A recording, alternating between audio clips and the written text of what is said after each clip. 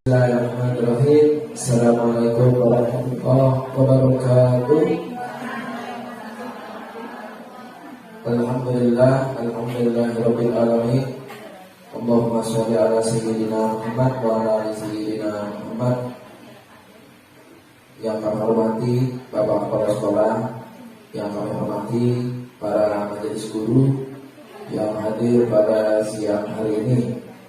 Pertama-tama, marilah kita senantiasa memanjatkan puji syukur kehadirat Allah Subhanahu wa Ta'ala, yang mana pada siang hari ini masih diberi kesehatan sehingga kita dapat berkumpul di sini dalam rangka kegiatan penyebaran pemahaman aksi nyata dari Bapak penulis. Salawat dan salam senantiasa dihadiahkan pada junjungan kita Nabi besar Muhammad Sallallahu Alaihi Wasallam. Allahumma sholli ala sayyidina Muhammad wa ala ali sayyidina Muhammad. Baiklah, adapun maksud Bapak Pran mengajak kita berkumpul di tempat ini pada siang hari ini, yang mana ini adalah salah satu untuk tugas dari Bapak Pran sebagai CGP atau calon guru penggerak angkatan 6 Kota Jambi, yaitu penyebaran aksi nyata menyebarkan pemahaman dan pengalaman penerapan budaya positif. Kami mohon kepada Bapak Ansyah IPD selaku kepala sekolah kita untuk menyampaikan sebuah pengantarnya. Kepada Bapak kami persilakan. Baik, Assalamualaikum warahmatullahi wabarakatuh. Alhamdulillah, bersyukur selalu kita panjatkan kepada Allah Taala karena berkat masih adanya alhamdulillah dalam berikan nasihat sehingga bisa hadir di ruang ini dalam rangka menyebarkan pemahaman dan pengalaman penerapan budaya positif yang akan berbagi pengalaman praktik baik ini adalah Bapak Frandoris SPP. Jadi Bapak Ibu yang saya hormati, kepala sekolah, kemudian Bapak Ibu pendidik dan tenaga pendidikan, intinya Bapak Ibu, apa yang disampaikan oleh Bapak Pran ini sangatlah baik untuk pendidikan kita khusus di SD 15 ini nantinya. Kenapa saya berkata demikian? Karena seperti Bapak Ibu tahu, saya juga merupakan salah satu alumni guru penggerak angkatan 2, kebetulan Pak Pran ini angkatannya ke-6.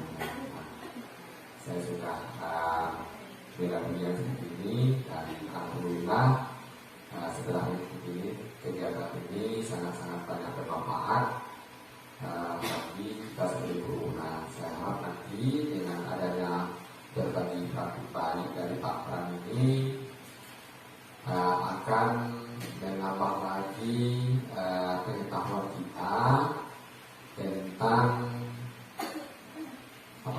budaya positif. Nah, budaya positif apa saja itu budaya positif yang bisa kita lakukan untuk membuat sesuatu itu selalu berpihak pada murid. Nah, intinya seperti itu. Jadi Bapak Ibu silakan nanti dicermati apa yang disampaikan Bapak Pran dan silakan bertanya. Bapak Pran, bisa bertanya Bapak Pran? Bisa. Intinya bagaimana nanti Pak Pran ini pasti saya punya keyakinan beliau juga ingin sekolah di kita ini akan lebih baik. Kalau bisa itu secepatnya akan lebih baik. Bapak Pran pasti bersama kita bisa. Ya, Bapak Ibu itu yang saya sampaikan. Selamat mengikuti, sama-sama kita mendengarkan apa yang disampaikan Bapak Pran dosen. Assalamualaikum warahmatullahi wabarakatuh. Baik, terima kasih kepada Pak Widi selaku Ketua Komunitas Belajar SD 15. Izin Bapak Ibu saya berdiri untuk menyampaikan atau menyebarkan pemahaman, pengalaman, penerapan budaya positif. Perkenalkan, nama saya Frandoris ya, dari SD 15. Saya di sini selaku guru PJOK Saya ialah calon guru penggerak angkatan 6. Oke, lanjut. Baik. Selamat siang Bapak Ibu. Selamat datang para guru hebat. Mari belajar bersama, berkolaborasi, saling mendukung demi mewujudkan disiplin positif di sekolah kita yang tercinta. Lanjut. Baik, ada beberapa konsep utama dalam modul budaya positif ini Bapak Ibu, bisa kita lihat di depan ya. Yang pertama itu ada perubahan paradigma belajar ya. Yang kedua ada disiplin positif.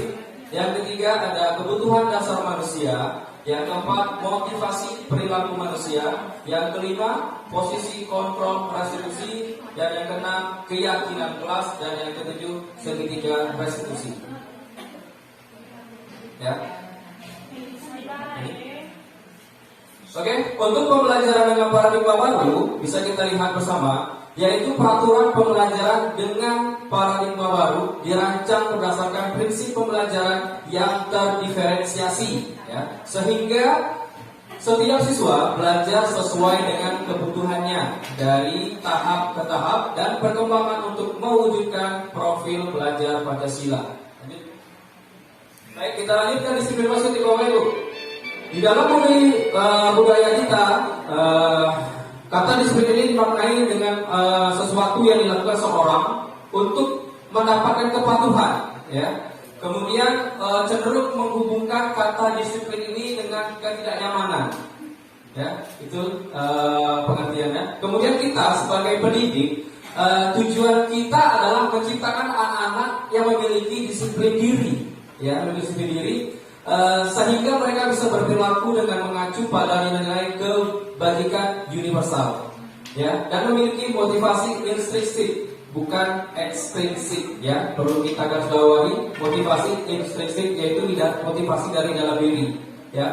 Kemudian budaya positif ini merupakan salah satu cara penerapan disiplin yang bertujuan untuk menumbuhkan kesadaran, ya, serta untuk menumbuhkan memperdayakan anak-anak melakukan sesuatu tanpa sogokan, ya. Biasanya kalau kita melakukan sesuatu itu memberikan barang baru yang bergerak ataupun ancaman, ya. Kadang-kadang setiap kali kita mengajar itu memberikan ancaman atau hukuman kepada murid sehingga mereka mau melakukan apa yang kita inginkan. Lanjut Pak.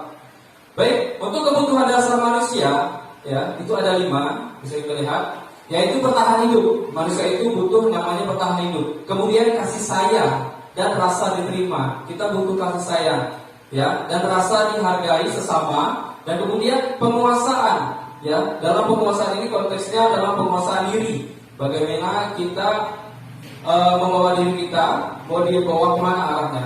Kemudian kebebasan, manusia itu ingin bebas, ya Bapak Ibu. Manusia itu ingin bebas mengekspresikan ataupun menginginkan cita-cita. Kemudian kesenangan, ya. Pasti di sini ingin senang, ya, ingin senang. Oke, lanjut Pak. Kemudian untuk motivasi perilaku manusia, di mana motivasi merupakan dorongan yang timbul pada diri seorang secara sadar atau tidak sadar untuk melakukan suatu tindakan dengan tujuan tertentu, ya. Jadi motivasi ini ada 3 tujuannya. Yang pertama menghindari ketidaknyamanan dan hukuman, ya. Di mana pengertiannya murid ini melakukan disiplin diri karena ia takut dihukum, ya. Takut dihukum, makanya dia melakukan perbuatan yang kita arahkan, ya.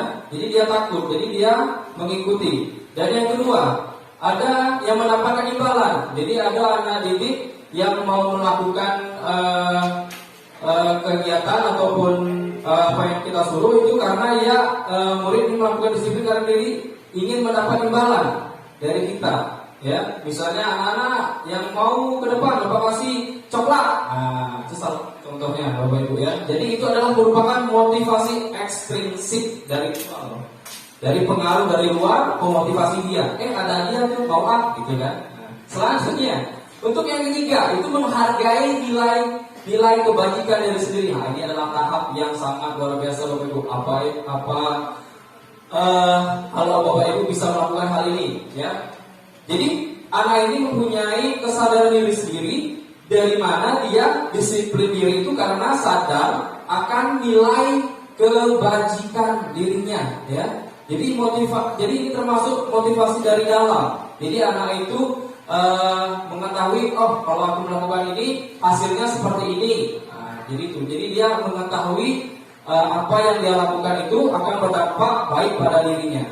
Itu contoh yang ketiga. Lanjut. Ya, baik. Ini adalah konsep disiplin dengan identitas gagal. Ya. Jadi ini adalah konsep identitas gagal, di mana hukuman yang sering kita berikan kepada anak itu akan berdampak menyakitkan terhadap anak. Ya, kemudian itu membuat rasa tidak nyaman kepada dia. Ya, kemudian murid itu takut. Bapak yang memarah, kalau kita lakukan, kan? Kemudian dia memaksa, itu. Kalau hukuman itu pasti memaksa. Dan kemudian murid itu menyembunyikan kesalahan, sering bohong. Padahal dia melakukan, tapi dia takut dengan dihukuman, jadi dia terpaksa bohong. Ya. Kemudian murid menjadi rendah diri, ya. Ia rendah diri, itu akibat dari hukuman yang tadi itu konsep disiplin identitas yang gagal. Oke, kemudian yang penghargaan. Jika Bapak Ibu pernah memberikan penghargaan kepada anak didiknya, yaitu dapat berakibat tidak efektifnya. Jadi jangka pendek. Hari ini dia maju karena ada sesuatu hal seperti hadiah yang ingin dia dapatkan. Setelah itu keinginannya lagi untuk melakukan yang baik-baik itu tidak ada lagi. Itu dampak dari penghargaan. Kemudian merusak hubungan sifat iri. Ada temannya yang lain melihat dia itu maju terus dapat hadiah. Jadi teman-temannya iri. Ya, bahaya, hati-hati. Kemudian menghukum dengan sistem ranking. Itu bahaya juga. Dia ranking 1, aku ranking terakhir, sudahlah, biarlah dia. Ya. Kemudian yang kelima, merampas hak menghargai dirinya tanpa sadari, karena kita tidak begitu berdekatan sama anak itu, ya. Jadi karena dia merasa sudahlah, aku tidak dihargai, jadi dia rendah diri. Oke, lanjut Pak.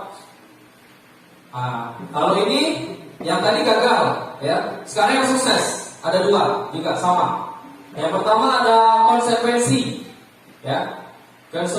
Konsekuensi ini ada penguatan jangka pendek, sama seperti sebelumnya tadi. Kemudian dia perlu dimonitoring, ya, berkelanjutan, terus diberikan monitoring agar tidak lupa hal-hal budaya positif yang telah kita berikan. Jadi itu harus ekstra.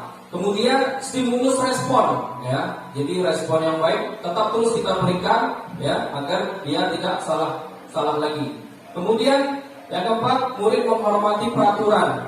Jadi murid-murid menghormati peraturan yang telah ada karena adanya konsekuensi, ya. Kemudian kehilangan waktu untuk merenungi kesalahan. Jadi contoh konsekuensi ini, seandainya jika anak terlambat, kemudian kita berikan konsekuensinya, kamu harus berlari lapangan 5 kali. Nah, itu konsekuensi. Ataupun salah satu contohnya, ia menumpahkan gelas minuman temannya, kemudian karena kita seorang guru memberikan stimulus kepada dia, sehingga dia langsung membereskan minuman tersebut.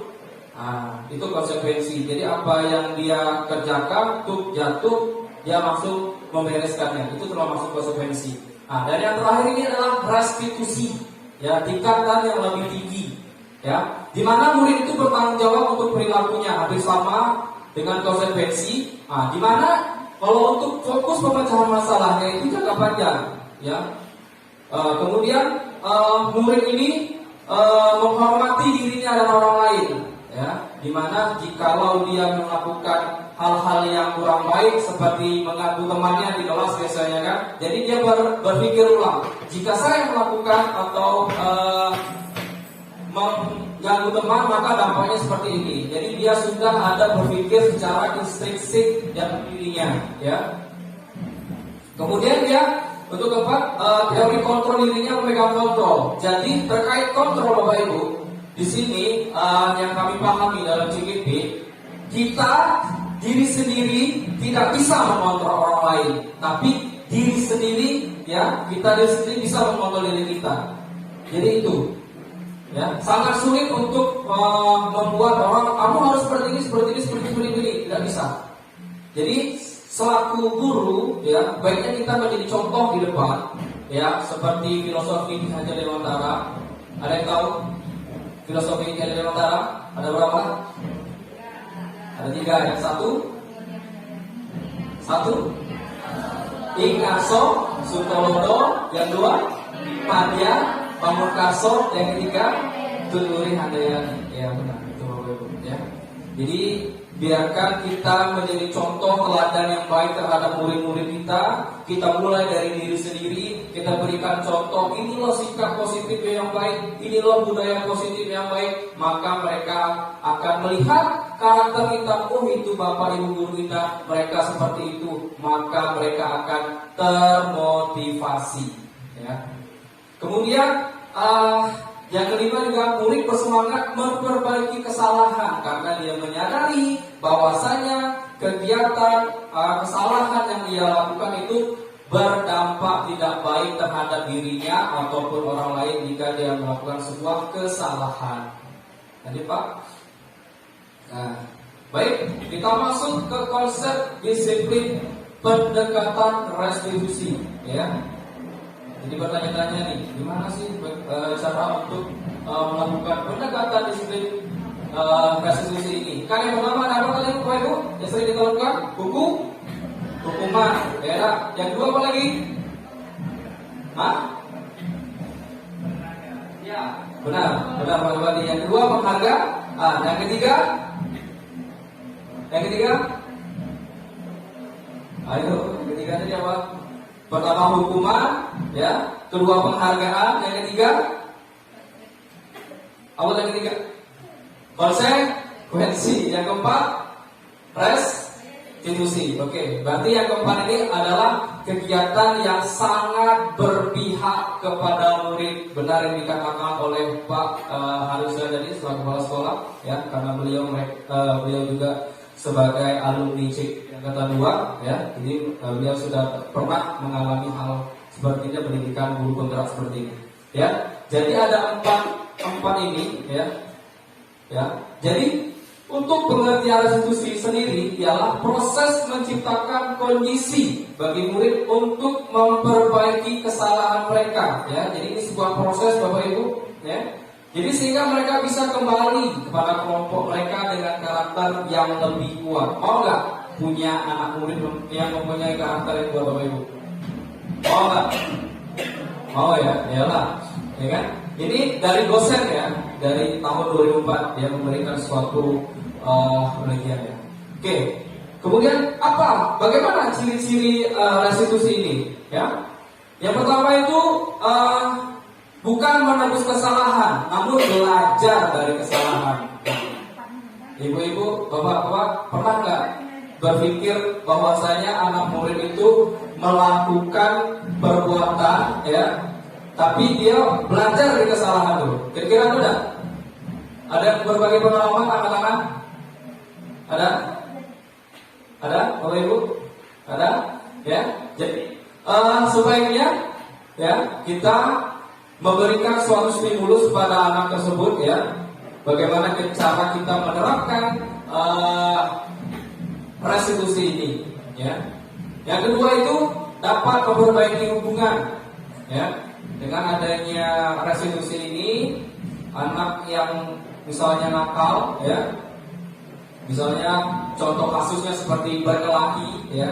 Jadi kalau dia dan guru memberikan suatu stimulus restitusi ini, maka dia akan belajar dari kesalahannya, merefleksikan dirinya bahwa tindakan berkelahi itu, ya, adalah tindakan yang kurang baik, maka dia akan tahu bagaimana memperbaiki hubungan, ya. Kemudian lanjut yang ketiga ialah tawaran bukan paksaan, ya. Jadi kita memberikan tawaran kepada dia, ajak dia berpikir, ya. Bukan kita maksudnya kamu telah melakukan seperti ini, bagaimana kamu menyelesaikan masalah ini? Apa yang kira-kira yang bisa membuat kamu memperbaikinya? Siapa yang bisa membantu kamu? Jadi timbulkan pertanyaan menggali pertanyaan agar dia berpikir, ya. Itulah tujuan kita yang berpihak kepada murid, bukan paksaan, ya, Bapak Ibu. Kemudian yang keempat, menuntun untuk melihat ke dalam diri. Jadi dia sama, ya, untuk merefleksi diri, ya, Bu, sama. Jadi melihat dalam diri, benar tak apa yang melakukan ini, gitu kan. Kemudian yang kelima, mencari kebutuhan mendasari tindakan, ya.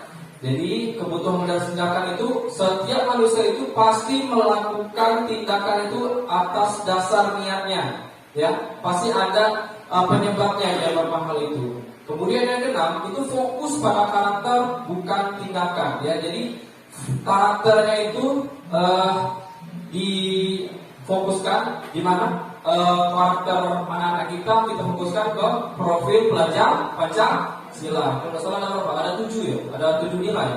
Beriman dan bertakwa kepada Tuhan yang Esa dan berakhlak mulia. Yang kedua, berkebinekaan global. Yang ketiga, mandiri, ya. 4, bergotong royong. 5, kreatif, dan 6, ya, berarah kritis. Oke. Ya, kita kenal Ibu, ya. Ya, oke.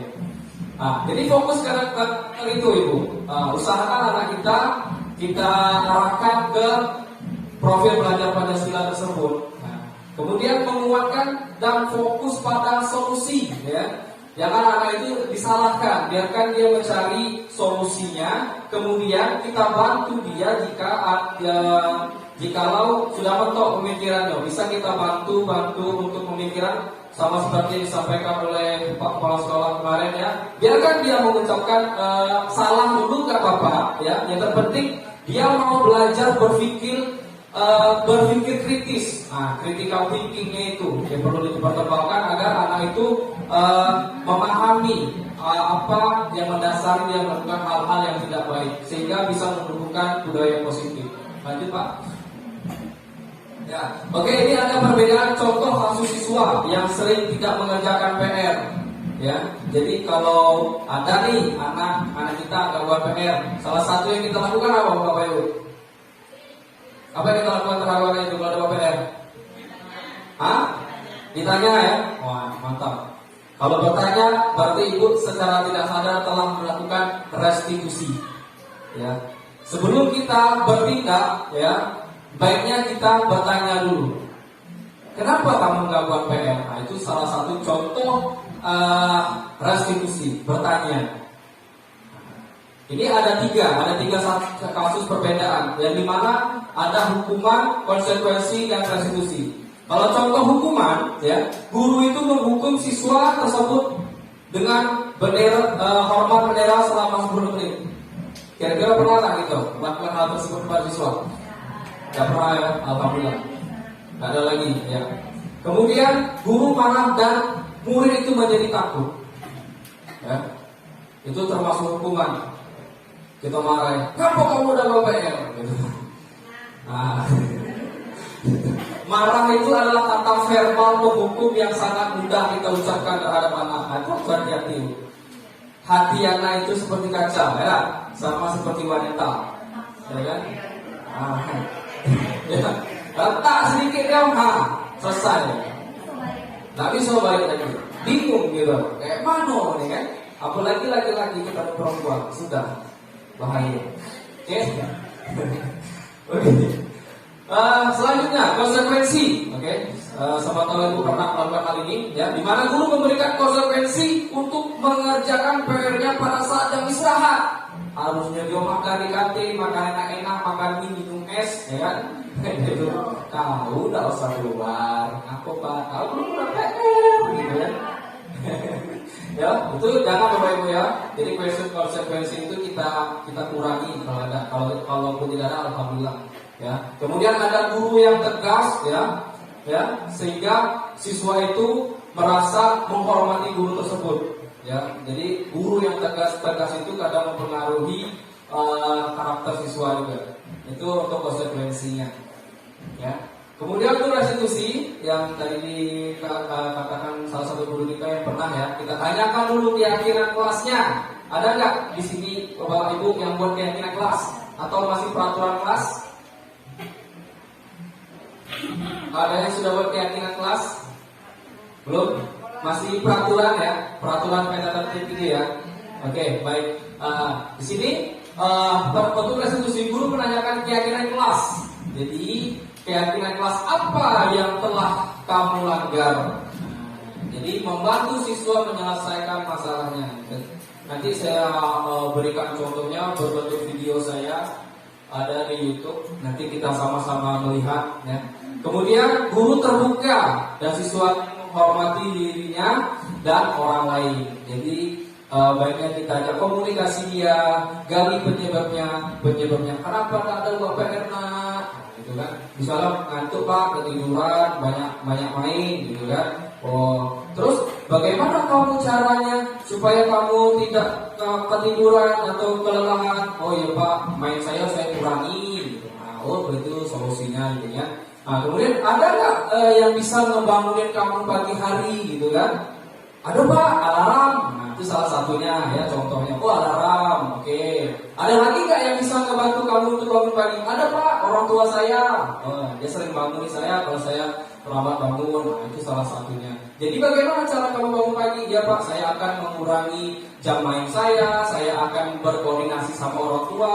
Pak, mama, tolong bangunin saya untuk bangun pagi agar saya tidak terlambat sekolah, dan juga menyetel alarm. Jadi kita gali potensi anak itu untuk berpikir untuk menyelesaikan masalahnya. Itulah bernalar kritis. Lanjut.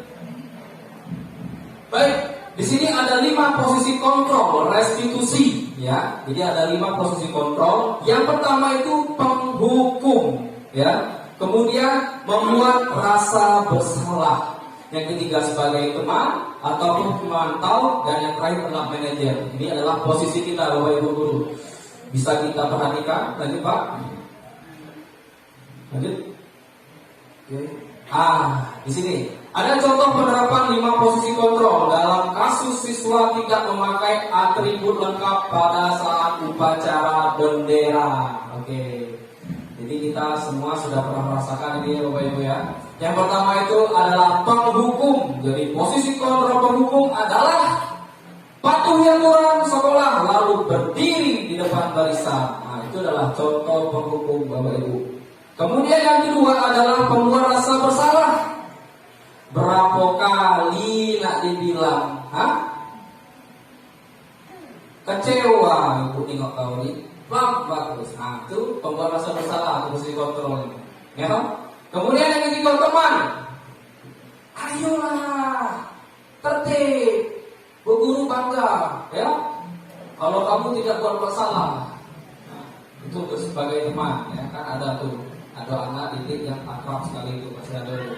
Kemudian pemantau, posisi pemantau, di mana kamu sudah melanggar apa peraturan dan apa konsekuensinya. Ditanya, apa? Lambat Pak?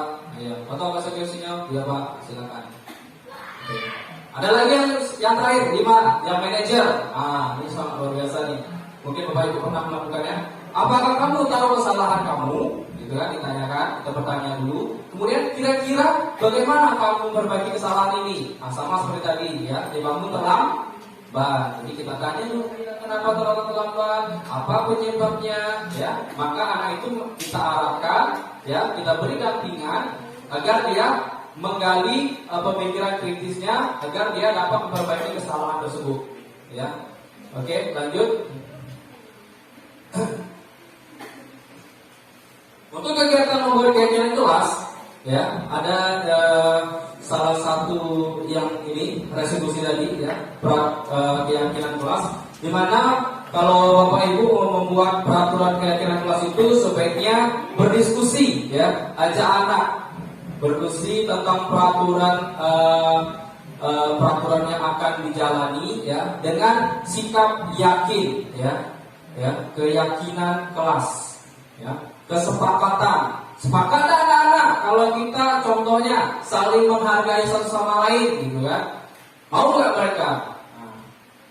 Kalau boleh pakai sistem demokrasi, karena sekolah negara kita demokrasi kan? Angkat tangan yang mau saling menghargai, angkat tangan, barulah kita buat saling menghargai. Sepakat ya, sepakat. Oke. Kemudian kita rumuskan peraturan keyakinan kelas tadi ya menjadi keyakinan ya. Jadi peraturan itu kita buat dari keyakinan diri bahwasanya jikalau salah, yang pertama tadi kan saling menghargai. Jikalau saya saling menghargai sama teman, maka kita akan saling menghargai, ya. Tidak, kalau menghargai itu kan cakupannya luas, tidak membuli, tidak mengejek. Jika teman maju kita tidak bersaudara, itu kan salah satu contoh saling menghargai. Oke. Kemudian yang ketiga, menempelkan keyakinan di kelas. Jadi setelah kita diskusi, kita rumuskan, kemudian kita tempel di kelas. Nah, jadi setelah itu, jikalau ada contoh anak yang terlambat, masuk dia, kita sudah sepakat dengan keyakinan kelas. Nah, kenapa kamu terlambat? Nah, kita tanya, kira-kira nilai kelas apa yang kamu langgar? Nah, gitu. Oke, lanjut, Pak. Nah, ini contoh keyakinan kesepakatan kelas pelajaran PJOK. Jadi saya membuat keyakinan kesepakatan kelas ada 8, ya. Jadi bisa menjadi acuan Bapak Ibu guru, ya. Yang pertama itu saling menghargai, ya. Ya, saling menghargai sesama teman, saling menghargai antara guru dan murid, ya. Kita juga sebagai guru juga ikut serta berperan dalam peraturan itu. Jadi keyakinan kesepakatan kelas itu bukan hanya untuk murid tapi untuk guru juga. Ya, selanjutnya untuk saling menyayangi, ya. Kemudian bertanggung jawab, dan keempat disiplin, yang kelima semangat, yang keenam jujur, yang keenam tujuh tertib, dan 8 percaya diri. Nanti Pak. Oke, bagaimana pembentukan keyakinan kelas? Ya, yang pertama, ya, untuk pembentukan keyakinan kelas itu lebih abstrak dari peraturan, Bapak Ibu. Jadi cakupannya itu singkat dan padat dalam peraturan. Nggak harus banyak-banyak lah peraturan, penting kepala anak berkeinginannya. Kemudian berupa pernyataan universal, ya. Kemudian yang ketiga dibuat dalam bentuk positif. Yang keempat, sedikit saja agar mudah diingat. Nah, itu salah satu, sedikit aja mudah diingat seperti tadi 8, ya. Kata-kata yang nilai penting aja yang kita buat. Kemudian yang kelima, sesuai dengan kondisi kelas dan sekolah agar mudah diterapkan. Jadi kita juga melihat membuat keyakinan kelas itu menyesuaikan dengan lingkungan sekolah kita. Yang keenam, melibatkan semua warga kelas saat membuatnya. Ya, melibatkan semua peserta didik. Kita masuk ke situ, kita ada diskusi, kita rumuskan, kita tempel. Lanjut Pak. Kemudian untuk segitiga ini yaitu menstabilkan identitas. Jadi untuk melakukan segitiga restitusi Bapak Ibu, kita semua akan melakukan hal terbaik yang kita lakukan, ya.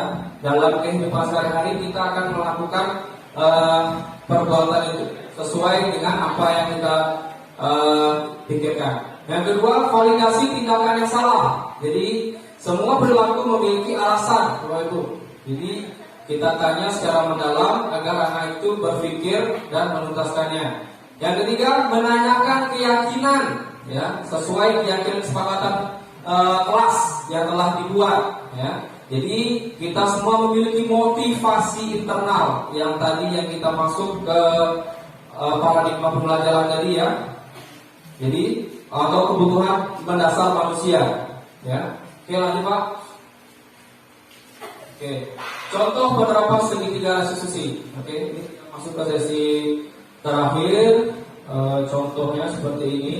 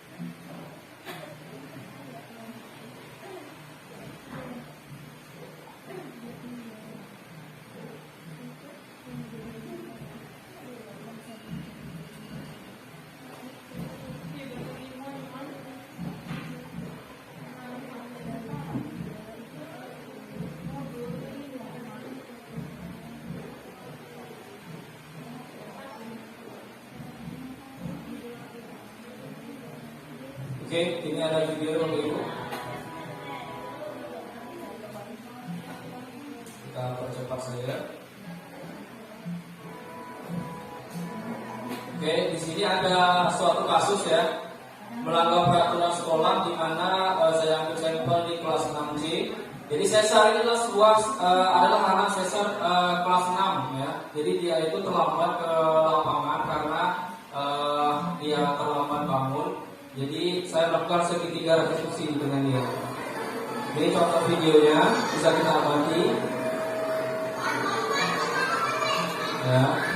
Nah, itu dia berlari dari bawah ke atas. Oke, aku tahu dari bawah ke atas. Oke, lambat apa lagi kamu lambat? Sekolah ini. Susah ngomong, apa lagi? Dalam, apa lagi?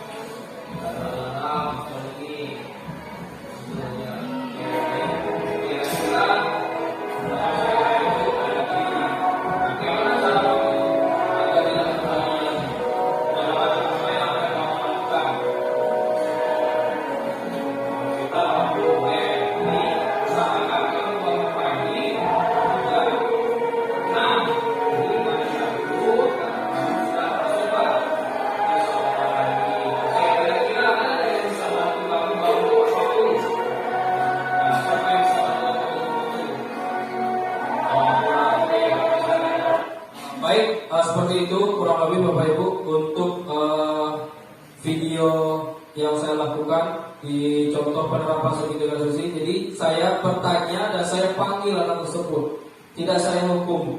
Ya, itu salah satu penerapan segitiga rekonstruksi. Jadi gali dulu sesarnya. Ya, saya gali dulu apa penyebabnya ini. Oh ternyata dia ini bangunnya kesiangan. Ya, alarmnya gak hidup Pak katanya. Oh iyalah. Sekalinya, apalagi yang bisa bantu di rumah ada siapa Pak? Ada mama. Bisa minta tolong mama. Ayo Pak. Gitu. Oke, baik Bapak Ibu, kita sudah di penghujung ya. Jadi dalam penerapan program disiplin positif ini hendaknya guru memiliki standar kepribadian profesional, ya. Jadi mempunyai standar personal dan kemudian sosial yang baik, di mana guru mampu berefleksi pada posisi kontrolnya. Jadi ada 5 tadi ya. Jadi ibu mau pilih yang mana dari 5 tadi? Yang tertinggi adalah apa tadi? Posisi apa tertinggi? Manager, ya. Jadi bagaimana menjalani dirinya sebagai seorang among atau posisi manajer yang menuntun, ya. Ingat, menuntun bukan menuntut ya Bapak Ibu. Ya, menuntun murid itu menjadi insan yang mandiri, ya. Ya, merdeka dan bertanggung jawab. Itu sesuai dengan standar nasional pendidikan. Ya.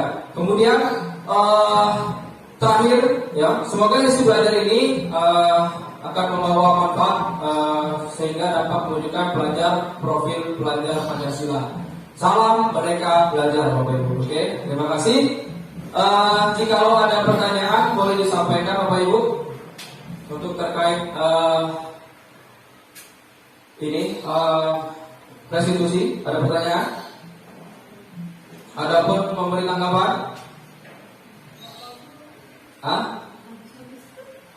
Ya, jadi ingat tadi ya, dari posisi kontrol kita ya Bapak Ibu ya, bagaimana kita memposisikan diri dan bagaimana kita untuk merefleksikan diri untuk seperti namanya berpihak kepada murid ya. Jadi saya harap dari ini semua Bapak Ibu mulai dari diri membuat keyakinan, kesepakatan kelas di kelasnya masing-masing dan menerapkan dan mengimplementasikannya ya sesuai dengan instruksi Pak Harun juga Semoga kita semua dapat bergerak ya, sama seperti dari guru bergerak Indonesia Maju. Baik, dengan selesainya materi pada sore hari ini, saya ucapkan terima kasih banyak untuk telah menyempatkan dirinya di dalam kegiatan pada siang hari ini. Akhirul kalam, saya ucapkan mohon maaf jika ada kesalahan dan terima kasih untuk waktunya. Assalamualaikum warahmatullahi wabarakatuh.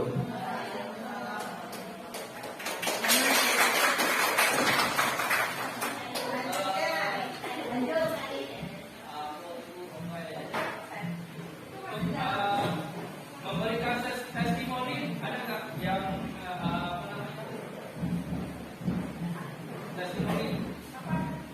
testimoni atas kegiatan siang hari ini?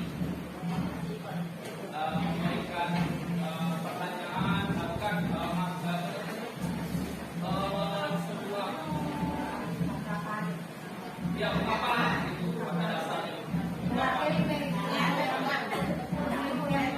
bahwasanya saya seperti ini setelah melihat kegiatan ini, saya jadi lebih mengetahui ini. Ada nggak?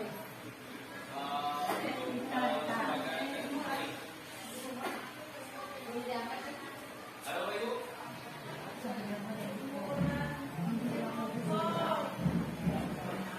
Ada ya?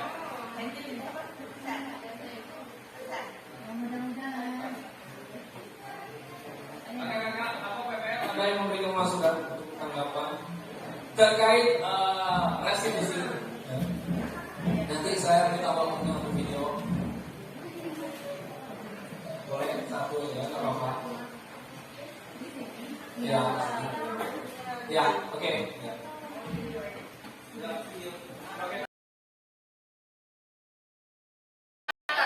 Keyakinan kesepakatan. Kelas pelajaran PJOK. Kelas pelajaran PJOK. 1. Saling menghargai. 1. Saling menghargai. 2. Saling menyayangi. 2. Saling menyayangi. 3. Bertanggung jawab. 3. Bertanggung jawab. 4. Disiplin. 4. Disiplin. 5. Semangat. 5. Semangat. 6. Jujur. 6. Jujur. 7. Tertib. 7. Tertib. 8. Percaya diri. 8. Percaya diri. Itulah kesepakatan keyakinan kelas kita untuk kelas PJOK. Ya, bisa kita lakukan bersama, bisa kita saling menghargai satu sama lain, bisa kita saling menyayangi, bisa bertanggung jawab, ya, bisa disiplin, bisa untuk semangat, bisa untuk jujur, ya, kemudian bisa untuk tertib selama pembelajaran, ya, dan percaya diri. Oke? Oke, silakan duduk di satu kelas. Ini mana?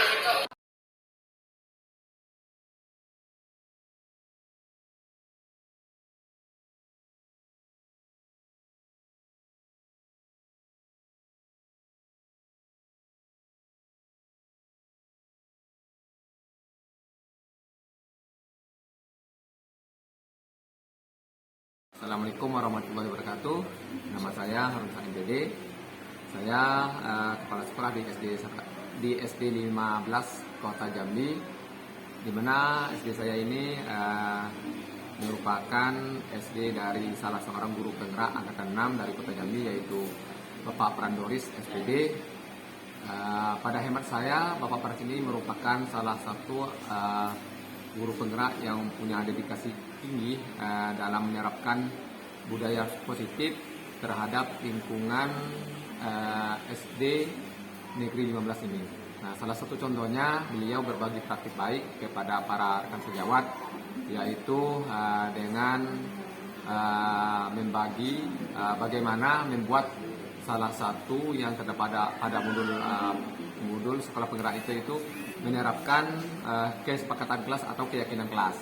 Nah, kemudian beliau juga berbagi bagaimana menggali potensi-potensi yang pada siswa itu sesuai dengan filosofi Ki Hajar Dewantara, yaitu di mana siswa itu diberikan pelayanan sesuai dengan kebutuhan siswa itu sendiri, yaitu berdasarkan bakat, kodrat, dan zaman. Nah, itu yang bisa saya sampaikan. Banyak lagi yang hal-hal yang positif yang telah dibagikan oleh Bapak Pran ini selama mengikuti guru penggerak angkatan ini.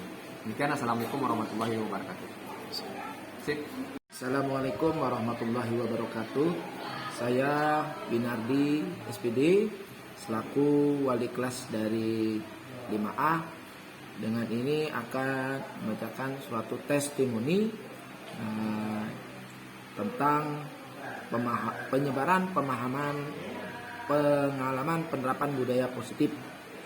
Setelah saya mengikuti kegiatan diseminasi penyebaran pemahaman dan pengalaman penerapan budaya positif dari Pak Pramdoris, calon guru penggerak angkatan 6, saya merasa mendapatkan ilmu baru, di mana kita selaku guru baiknya menjadi posisi manajer dan menerapkan segitiga restitusi yang berupa kesepakatan keyakinan kelas.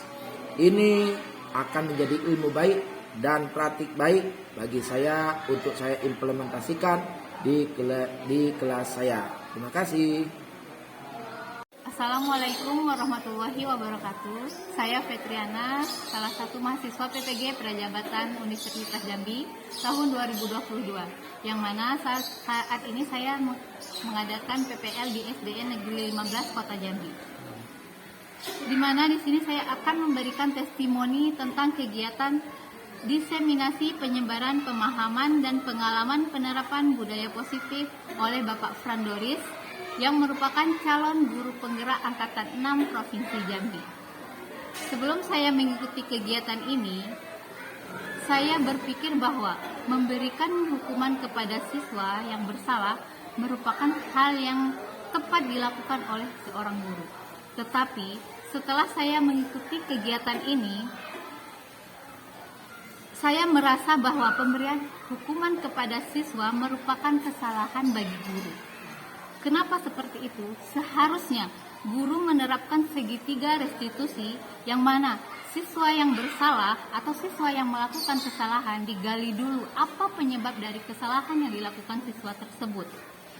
Kemudian barulah diberikan bimbingan agar tidak mengulangi kesalahan yang sama. Hal ini harus tentunya dibarengi dengan kesepakatan kelas yang telah dibentuk bersama. Terima kasih. Assalamualaikum warahmatullahi wabarakatuh.